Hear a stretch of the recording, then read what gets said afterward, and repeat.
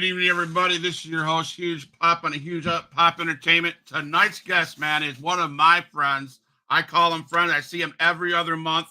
He is from XIW, Extreme Impact Wrestling. He's done AIWF World Champion. He is the one, the only, and Damian Wayne. How are you doing tonight, my friend? Good, man. Good to talk to you, Scott. Good to talk to you, man. Great show last month. We'll get to that a little later. But I have to ask you, man, I've been really wanting to do this. Like we sit down, we talk about your career and talk about how you are, what you were like as a fan. So can you fill us all in about what it was like in Damian Wayne's house as he was a fan of wrestling growing up? It was everything wrestling. Anybody that knew me when I was a kid, all the way up through high school, was wrestling, wrestling, wrestling.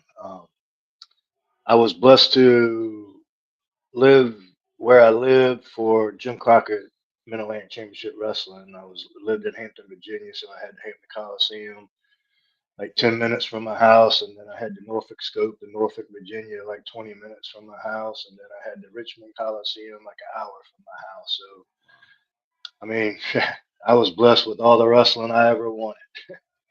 Awesome. So who are the superstars you grew up watching some in those territories? Well, of course, it was mainly Mid Atlantic that I watched growing up. So it was the Wahoo McDaniels, the Greg Valentines, Roddy Pipers, Ric Flairs, Blackjack Mulligan, Paul Jones, uh, the who the be all of wrestling. So I was blessed to be able to grow up on Mid Atlantic Championship Wrestling. I can say Wow. So do you think that, I mean, we talk about Mid Atlantic wrestling, that's territories, right? Do you think that's that. missing in today's business? Yeah.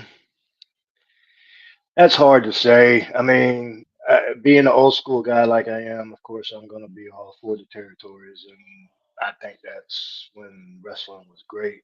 But I mean, times change, and uh, I I really don't know if it could, its territories would work today, honestly, especially with the way the fans have already been programmed. If they haven't been programmed that way, then maybe it could work. But So as you went through high school and you got bigger and stuff, what initially drew you to say, "Yep, this is what I want to be. I want to be a professional wrestler."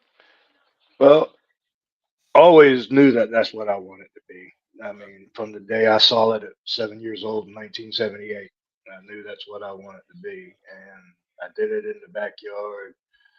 I lit. If I could do anything wrestling wise, I did. Like in school, if there was a project that I could make wrestling be a part of, then Right. I did. So Okay. yeah, but I I just almost, I always said that's what I wanted to be, but as I got older and I I couldn't break like, I mean, I could barely break 185. I was playing baseball, so that kept me active and busy. And of course, when you play baseball, they say you don't want to lift the bulk, but I was still lifting to try to bulk up because I wanted to be a wrestler. Right. But I couldn't break 185. I was trying my hardest, but on my graduation day in 1989. Luthez had a wrestling school in Norfolk, and I called him on my graduation day. And one of the first things he said is, "You got to weigh at least 200 to get in my school." And I said, "Well, I Wow. guess that ain't happening." So that's kind of when and I didn't honestly had no clue about independent wrestling at that time. You know, um, so I didn't know that that was even a avenue to Right. go. You know what I'm saying? So my thoughts of being a wrestler kind of went away after that. It was still there, but I didn't think it would ever All right. And then all of a sudden you appeared at legendary Tully Blanchard's his wrestling school. How did happen. that Well, pro? no, that was later. The training with Tully was later in my career, where Okay.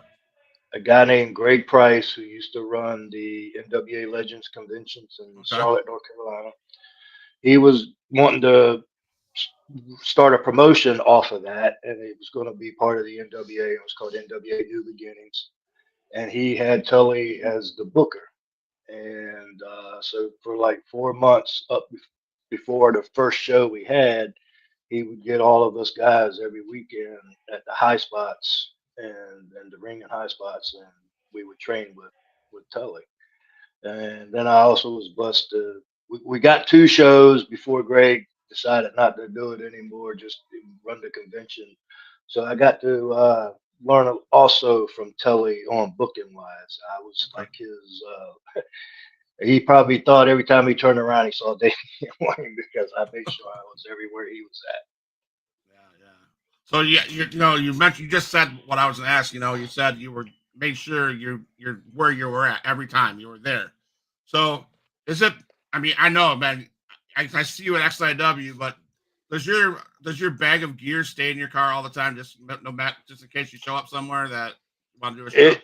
It did. It doesn't now. Now I'm not doing as much, but when I was running ragged, yeah, yeah, Okay. So now you were a three-time champion, national heavyweight champion of NWA, right? yes, sir. Yeah. How does that? What was that experience like? The three-time man, 3 times. Um, it it was an honor.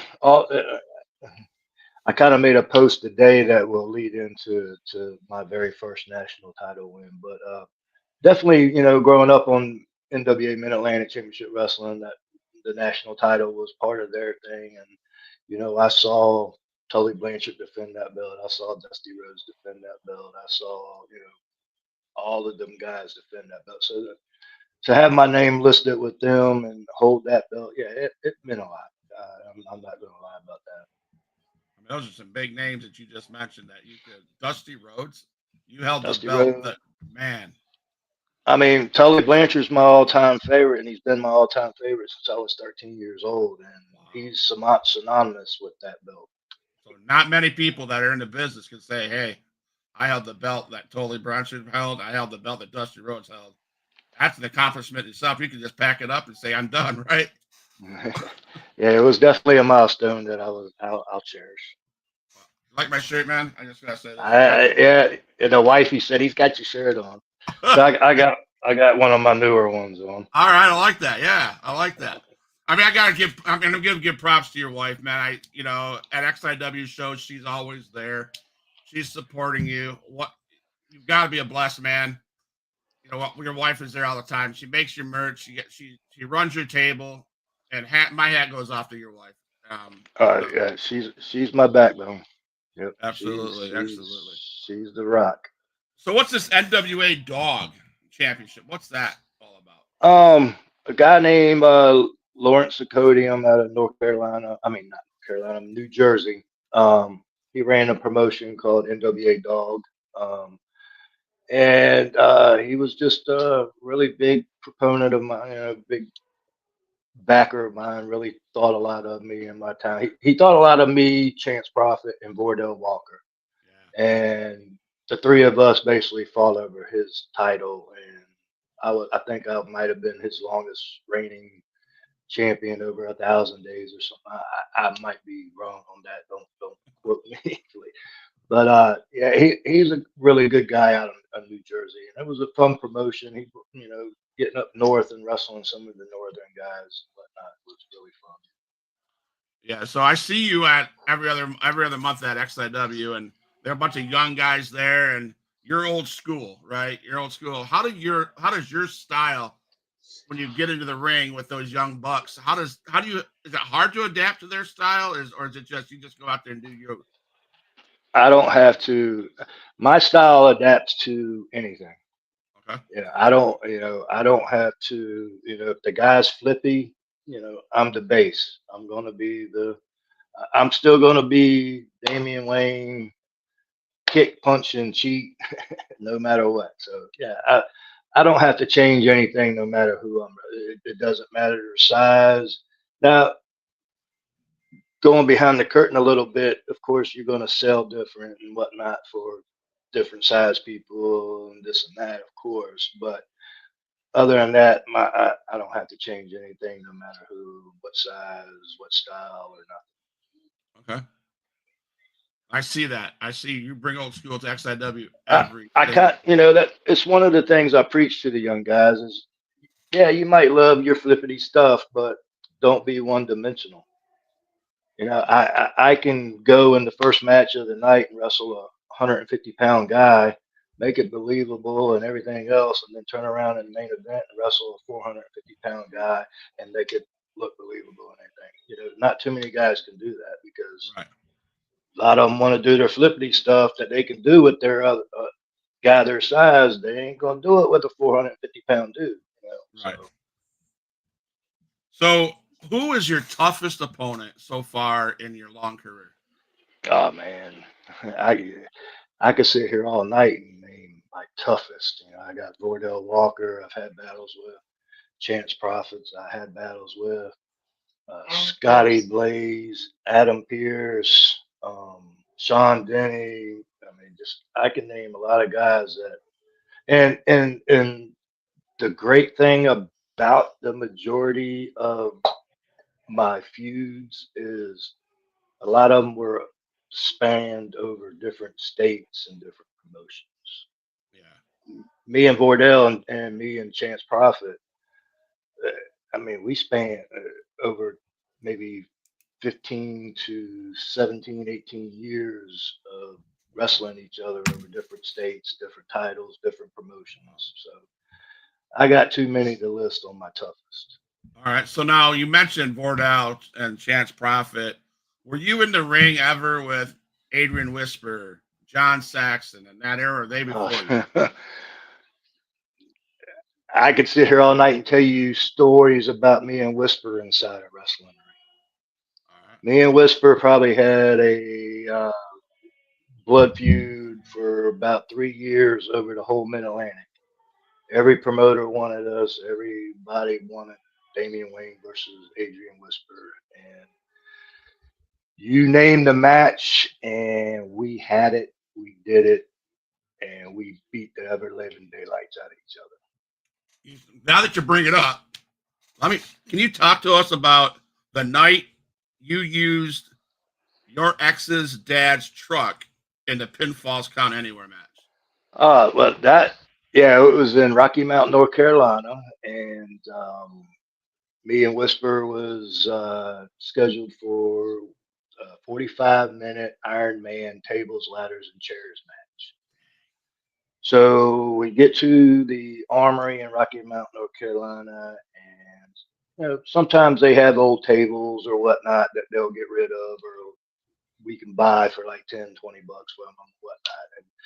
So we had, you got any old, old tables, and they were like, it might be y'all's guys' lucky day because we just renovated all of our classrooms and the stuff we're throwing away is right outside the rolled it up door. So we rolled up the door, and there was tables, there was wooden desks, metal desks, bookshelves. And so we set up all these little different things all through the arm. One being my ex truck, father's truck. He first come and was like, "Yeah, I want y'all to beat it up so I can claim it on insurance." And then he finally said, "Nah, don't do that, but y'all can play in it." And we had like a shovel, we had some stuff in the back, but to get to that spot there, we were battling in the truck. We ended up on top of the truck, and Whisper suplexed me into the bed of the truck, and with the plastic liner in it, and as sweaty as we were, and bloody we were, when I hit that, it was like I shot straight out of the truck and landed right on the cement. But Dang. that match was chaos. Chaos. Chaos. We're gonna get into it. Chaos in the cage, right? It's coming Oh up. yeah. So we'll talk about that a little bit. I'll tell you a good thing about. I'll tell you a good little story, funny story with me and Whisper. We had a match, and we, like I said, we're stiff. We lay it in on each other, but we're safe. But we were in the beginning of the match, and he got me in the corner, and he goes up to the top for the 10 punch, where he gets the crowd to Yeah. count 1, 2. So 1, 2, about 3. It's like really hurting, and I'm like scooting down every punch, and I'm like, all right, he's really laying them in. And as soon as he jumps down, he looks at his fist and he goes, "Oh, brother, I'm sorry." He had his dad ring on his head. So I had 10 different imprints of DAD in my forehead. Yeah. Yeah, he asked me to ask you about that. He asked me to say, Yeah. ask him about the dad stamp. That's awesome. Yeah. So he also says, ask him how. Tell. He says, ask him to tell you his own words on how he became one of the original Seven Stiffs. I've been wanting to know, man. I met you probably 5 years ago. I hear about the Seven Stiffs. I hear about the dying breed. You hang out with the Seven Stiffs all the time. What is your? How did you get into the Seven Stiffs? um, I was young. Well, I'm not young age wise, young in the business, but there was a group of us that just didn't. I guess we really didn't feel like we were, and it comes off, especially being young as I was in the business, egotistical in a way, but it was just a group of us that felt like we were being wronged by a promoter, and we just formed this like this tight knit group of guys. Or I think there were seven of us to begin with, and that's it was pretty much off of that. And, just Okay. few of us feeling like we just were not being treated right, and we grew a family bond, the seven of us. Yeah, man. Once I mean, I don't know all who's in part of the Seven Stiffs at XIW, but you guys stand together when it's Yeah, needed. there's I think in an XIW it's just me and Whisper. The original ones, me and Whisper. All the other ones have kind of retired or not spread out. Yeah, I think me at XIW, if I'm not mistaken, it's just me and Whisper. So, what kind of advice would you give a up and coming guy or female to come into business? Something that you might have learned that you made a mistake as a newbie that you could say to them, "Hey, don't do what I did." Um, right off the top, yeah, I don't know if there was. I don't know if there was really anything that I regret doing in wrestling. I always Okay. tried to do the right thing. Okay. I never went anywhere and complained what the promoter had me doing. I never complained about putting anybody over. I never complained about losing a belt. Never nothing. So right off the top of my head, I don't think there's anything I truly. I mean, I went out and busted my ass in this business basically on my own. 95% of probably my career was me, myself, and I. Yeah. Well, and you So can tell. I mean, props goes off to you because you're the first person we see as we come into the arena and we set up our podcast. You're there. You have your merch table set up. You're standing by that merch. You're just there greeting the fans, greeting whoever wants to set up. You're just a genuine Damian Wayne, and that's what I like about you. You're the unpredictable one for sure, but you're always there. You're always, you're a committed person. I appreciate that from you, man. I really I do. appreciate you for that. Yeah. So, what's one of the funniest things that ever happened in a match? Um. All right, I got a good little story for this. I want to say we were somewhere in Roanoke, Virginia. It was some kind of music festival, and we had some wrestling part of it, but it was a three-way tag match. It was me, my partner was Shane Falco. We wrestled Drake Tungsten, and oh man, he's gonna kill me if he hears this, and I can't name his name. It's been so long. But Drake and another buddy of mine, and then Scotty Blaze, and man, who was he teaming with? Scotty Rocker at that time? Might have been Scotty Rocker. Anyways, um, Scotty Blaze wanted to play a trick on Drake, so he said that he was, and Scotty's a big dude, and there was a point where Scotty played like he got injured, and Drake, it was something Drake did to him, and we were like all freaking out, trying to get Drake all worried. And we got him right to the point to where I almost thought I was seeing tears in his eyes.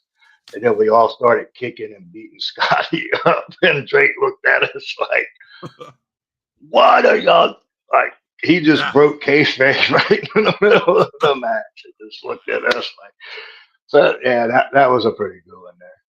that's awesome. So, is there any road stories, any funny road stories that happened while you're traveling? 'Cause I know you travel all the time, but recently you travel with your wife. So, Yeah, I could. One of my best road stories is it was when I lived in Virginia. Me and a buddy named Wes.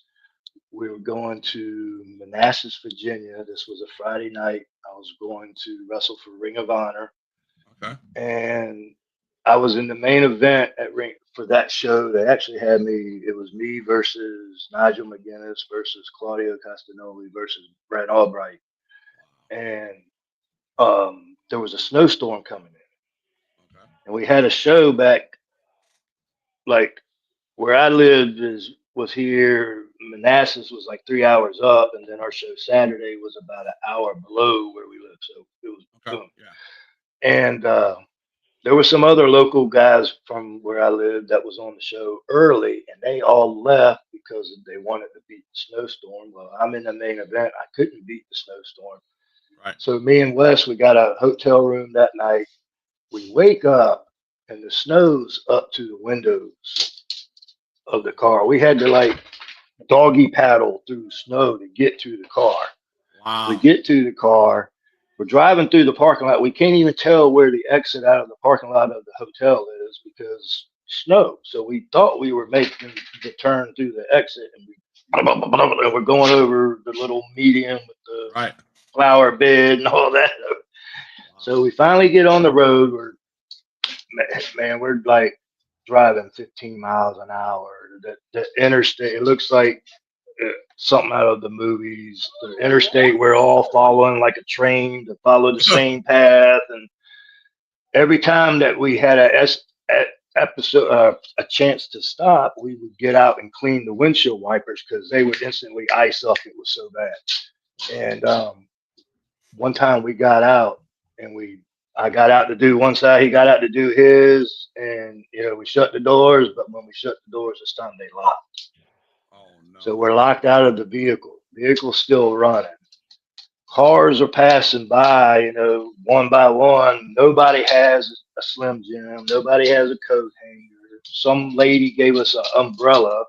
I mean, I got jeans, a t-shirt, and a thin leather jacket on. He had a jumpsuit on, a jogging suit on, and we're huddled under this umbrella up by the front of the car or SUV because the motor is giving a little heat, but nothing. Right. I mean, we got icicles coming off of our beards, Dang. and up this slant on the side of the road, the house is up there, and I said, "Dude, I'm gonna trek up this hill and try to get to the house, see if we can call somebody." So I walked in waist high snow up to this house, and they got me in, gave me a cup of coffee, and they called everybody, and everybody called. It was like it might be a few hours. We got all this going on.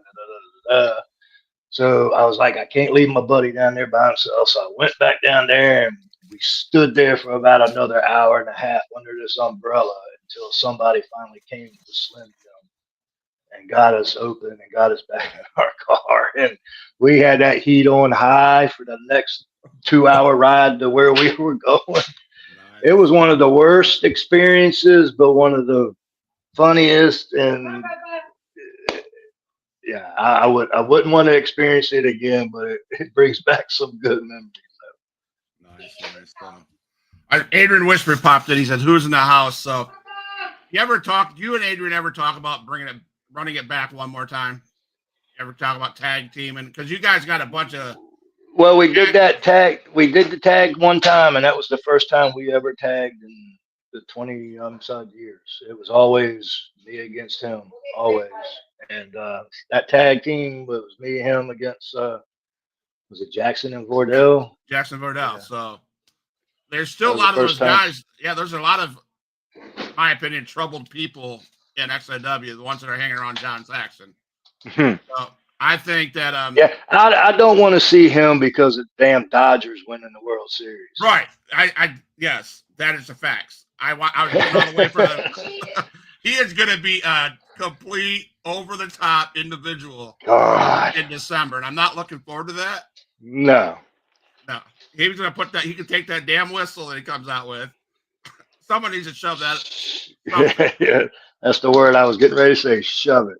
Shove it. So man, I'm looking at so one of the guys I was impressed with when I in this podcast journey that I am on is um Tokyo Kahagas. You've had some matches with him. Can you tell me about what that's like? He's a beast in itself, and you're a big dude, and he's a big dude. What was that like?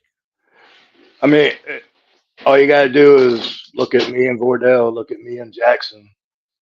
That's me and him. Wow, same stuff. And it's been, and I didn't mention him with all the other names, which I should have, because we fought over probably 10, 15 different states and Wow. every kind of match. Yeah, and I see you went up against C.W. Anderson and Marty Jannetty. Those guys, man, you must have stories upon stories of these guys are big names, and you're a big name. I mean, I ask people when I'm on the podcast about when they're around Tennessee, they all know who Damian Wayne is.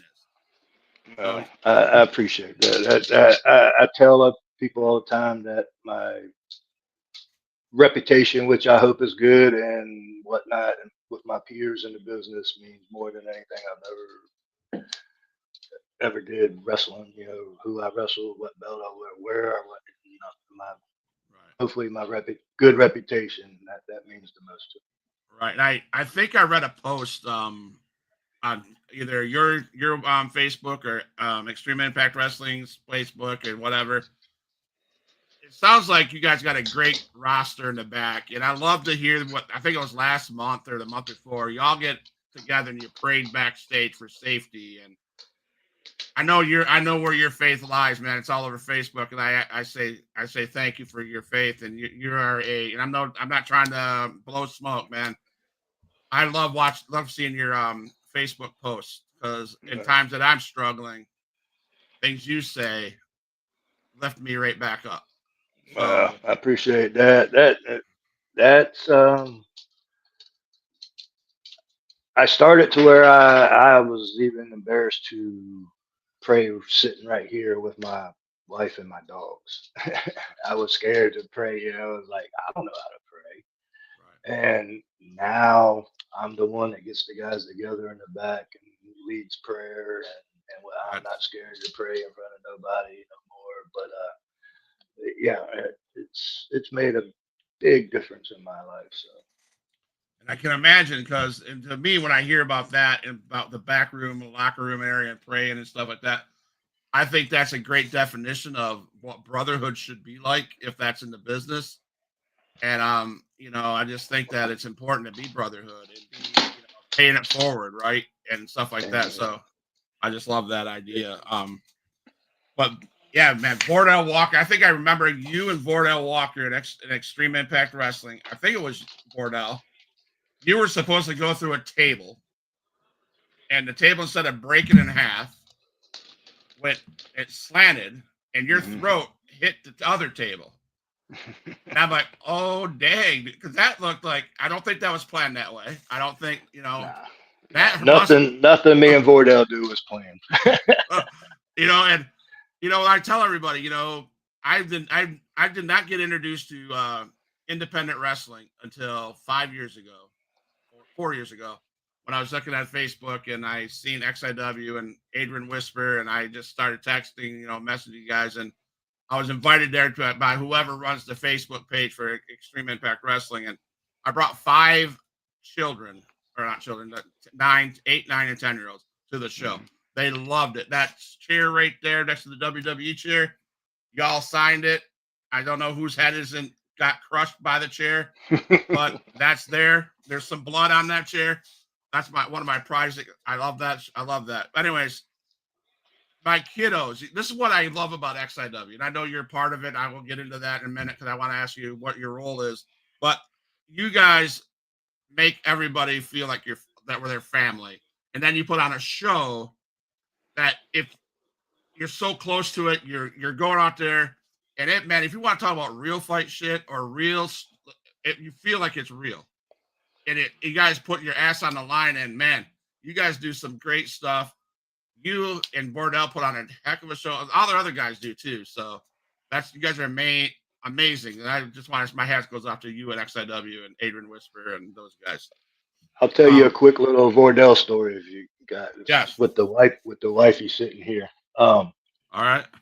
Because it's the first time she ever met Vordell, and Okay. it was in Apex, North Carolina, right outside of Raleigh. And we were at a biker bar called the Iron Horse, and it was me Okay. versus Vordell in the main event.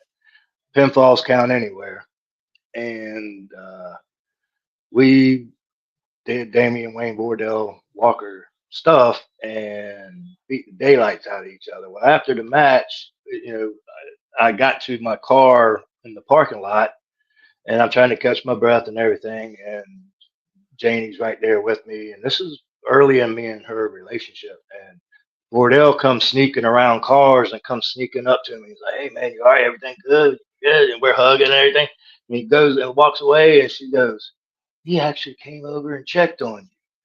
I said, "Yeah, we always do that." And from that day on, she's loved Vordell. She calls Vordell her boyfriend. She loves Vordell. Nice. Nice. Yeah, that's awesome. I took my wife. She had the opportunity to meet Johnny Knockout, and that was like, she goes, "I hope all those guys aren't like him." I'm like, whatever. No, They're not all like him. So, no. um, so can you talk to us about your brief stint in WWE? I was blessed to do some. I had some dark matches. My very first one was at the John Paul Jones Center at the University of Virginia. It was for Raw, and it was Sunday Night Heat back in the day. And Okay. me and I was originally scheduled to work Umanga, and it was his third TV match. So of course it would have been a squash, but the I cannot remember who it was that came up to us, but when they came up and said, "So you're the one wrestling Umanga or scheduled to what?" However he said it, and I said, "Yeah." And he was like, "Nah, that's not gonna work." And I was like, I thought I did something wrong, and he was like, "You ain't a baby face. You don't look like a baby face." He was like, "Umanga needs it." So my one of my best friends out of the business, Chris Escobar, was teaming with a guy named Alex, and both of them were young blonde head kid. They were baby faces. Right. So they picked Alex to wrestle Umanga and put me with Chris, which actually kind of worked out better for me and for Chris because we broke in together. Chris would be at the training school in the ring waiting for me to get there, and we would wrestle a 10-minute match every training session before training. Okay. So me and Chris go way personal outside of wrestling. We were like great. So to be able to do that with him is, a check off. So, Yeah. but we wrestled Lance Cade and Trevor Murdoch, and then I may have these in different orders, but I got to twice wrestle at the Hampton Coliseum for WWE. That's where I grew up going since I was Yeah. 7 years old. And Wow. hey, being 10, 11, looking at my friends going, "I'm going to wrestle here one day. You watch." Yeah. Yeah. And damn if I didn't do it. And so one of those was with my trainer. One of my trainers, I had two trainers, Preston Quinn and Phil Brown. I got to team with Phil Brown against the Highlanders, if you remember them when they were Yeah. there. And then the other one was I got to wrestle Hacksaw Jim Duggan. Wow. All of these were on Sunday Night Heat, and that one was special to me because it was the very first night WWE went to HD on TV, and Duggan gave me offense. He had me jumping, and I got to beat him up a little bit before made his comeback. And all the other matches, you don't get, you didn't get shit in. You got your Right. ass whipped. Yeah. So, and then when I got right through the curtain, Victoria, if you remember, Lisa Von Sean, her real name, wrestled as Yeah. Tara, different. Anyway, she was right there, and she was like, "You made him look so good." She put me over, so that made me feel good. And then as soon as Nice. Duggan got there, he pulled me to the side and was like, "Brother, I so needed that. You made me look so good. You just that." He was like, "I was kind of feeling down on myself and this and that, and you Wow. actually." And so that made me feel really, really, really great. Wow. And Yeah. then also off of that, the very next night was the SmackDown taping. And I want to say we were in Richmond, but I may be wrong. But anyways, um, there was monitors in different places in the back that you could watch stuff. And my partner at the time, a guy named Mike Booth, was he walked around and he said he found uh, John Laurinaitis, Fit Finley, and Dean Malenko. They were standing at a monitor watching. It was Kofi Kingston's debut match, and it was ECW when they brought ECW back. And Kofi was wrestling a guy like me, a extra. His name was Chemo. I think he wrestled as Chemo. I think his real name was Dave. Anyways, um, he went out there and tried to put himself over instead of Kofi.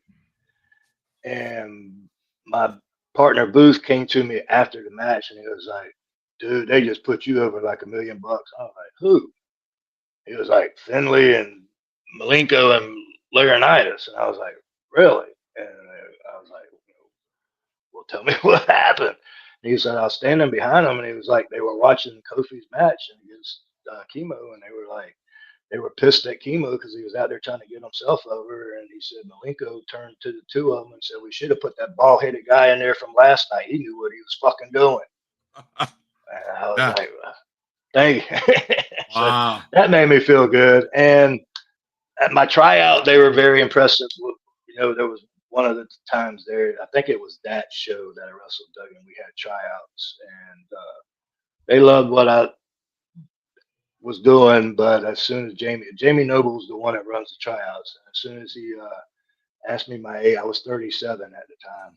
He was just like, "You gotta be freaking kidding me." So I knew my age wasn't going to get me. It was going to. I knew it. I knew getting into business at 30 that I wasn't getting signed. But it's Yeah. just to be able to go there and make that impression on them made me feel good. I mean, you're what, 55 now? I'll be 54 in December. Okay, yeah. So, man, I don't, I don't know how you do it. You put on banger and banger and banger every month. I see it. So, I um, appreciate it. no problem, man. So, we're gonna jump into an XIW conversation. Oh, yes, XIW conversation. So, Big, I don't know why Big Sal he texted me up. He wants to know. Did you see? What are your opinions of Captain America, Mister O? Cap, yeah, Mister O. What's he was at the thing Olympia? I think his name is. Did you see him there? Big dude. He's a big dude, and he helped me out. Yeah, So hey, if he wants to help me, and I'll help him, and well, scratch my back, I scratch his, and we can take care of John and all them punks. I mean, he could be part of the Seven Stiffs eventually. I mean, if he keeps on doing what he's got to do, I would think. Hey, that's that might be. So I had to ask you, man. For months, John Saxon has, but he put out this bounty on your head, $5,000 bounty. I haven't. I mean, how does it affect you knowing that every time you walk into the killing fields that there's a $5,000 bounty on your head? And how have you avoided that? Because no one's got that yet. No, and I'm not even sure after I beat his butt a little bit last what was it, December in the cage last year when I got my 5 minutes on him. Yeah, yeah. So I'm not sure he still wants to try to do that, but if he does, you see I'm still standing and I'm still showing up at XIW and still the Florida Regional Heavyweight Champion. So I don't think he's doing too good on that bounty. I don't think so. I mean, I think he's wishful thinking, in my opinion. Yeah, very. I mean, and the sad part of it is he's got Jackson Slade in the mix of that with Uncle Fester, Suge White, that guy, and And now the people that I'm now dealing with, they want to get involved in all of them together. So yeah, Salazar and Romeo and Controversial Inc. and whatever they want to call themselves, along with Saxon and his goons. I got a big guy behind me now. yeah. I think so. I think so. So, is there plans for the Seven Stiffs to grab some more members so you can take out these guys eventually? Hey, I might have to talk to Whisper about that and see what we can do. So you got Salazar in the Chaos in the Cage. How are you preparing for that? I mean, I'll be honest with you. That guy's a hard hitting son of a bitch. So are you? He brings it. I'm not going to deny that at all. He's hell of good. Uh, I might be, you know, when we had that Cody Diener seminar, I think a few summers ago, and I told whispered in Adrian's ear and told him, I said, Salazar and the other, I forget his partner at the time's name. I said, them two look great, man. And now I might be eating my own words, having to deal with this guy now, but having him in the cage means that his partner and his manager can't interfere. So hopefully we'll have this one on one and we'll see what he's truly made of. That's right. So, outside of wrestling, do you do some promoting work with anywhere else or I want nothing to do with promoting. I nothing? love booking, but promoting wise, nah, that's not for me. So, other than a wrestler at XIW, do you hold any other roles in XIW? No, no. I'm there for for whatever Whisper or needs and whatnot. I no, I don't hold anything other than just being a talent. Okay. Who in XIW do you want to get your hands on? Who is that one guy? Do you want to run it back with Jackson Slade? Is there one guy out there, or do you just want to take him on? Take all of them on? Well, well, of course I want Malik. He's the champ. Okay. You gonna go for that? I mean, I'm former champ. I wouldn't mind being XIW champ again. All right. You got many. I mean, you got a. Uh, I Good. carried that company on my back for quite a few years. Me and Adrian Whisper fighting each other. I think I can do it again. Adrian Whisper says his role is winning best match of the night. That I can go with. I mean, 52, 53, 54, and showing them young punks how it's done. yeah. I think some young punks out of that business, out of that promotion, need some major ass whipping by Damian Wayne, the master of real fight shit. Am I right? Yeah, you damn right. I'm the king of it. So how did I mean? Let's can we go way back and when XIW started? How did real fight shit become a thing? Because it's already there when I got there. Um, well, when you say XIW started, that kind of put me back when we were XIW in North Carolina before Okay. this XIW. Um, but as for real fight shit, that I man, I honestly don't know where it started with me, but I can't remember how it came about. But we let it bleed into XIW overall and made it the the life of XIW. We're Okay. real fight shit. Like it, a few shows ago, a few of us didn't think it lived up to XIW standards, and we told them, "You guys got to step up, live up to our standards, or you know, just I'm speaking for Whisper. Ain't gonna book you no more because XIW, y'all fans are already programmed there at XIW. Y'all know what y'all want. We do. So when we feel like it's not being given to y'all, we get upset about it. We let our talent know, and we everybody know that things got to be ramped up. We're XIW. real fight shit. Real fight shit's not just it's I preach believability on everything about professional wrestling, and the more we're believable, the more y'all are going to feed into it. You know, when y'all can look through it and see everything's fake, y'all ain't going to get into it. You Y'all start looking and being like, "Hey, are they really hitting? Are they really beating each other up? If we right. can get y'all doing that, we're doing our job." And that's what XIW is. That's exactly what it is, and I agree. I agree. A couple shows ago, I was like, eh, but I think this last show in October, yeah, October was off the chain. That was pretty good. Hmm. You guys brought the shit. You brought the heat, and that was really good. So, I have to. Oh, Adrian Whisperer. It's all about that friendly fight called real fight shit. Yes, it is. Yes, it is. That's what brought me to XIW. That you guys. I mean, I can sit here all day telling you guys what you guys already know. You guys feel. You guys bring the heat. You would have really loved us in North Carolina then. If Really, you like this XIW, you would have loved our XIW in North Carolina. man. We had fun there. All right. Yeah, I bet you did. I could not have even imagined. So man, so you guys put on a whole bunch of good stuff since I've been knowing you guys. So I have foster kids, and they always ask you guys some questions, and it's crazy, stupid questions, but here it is.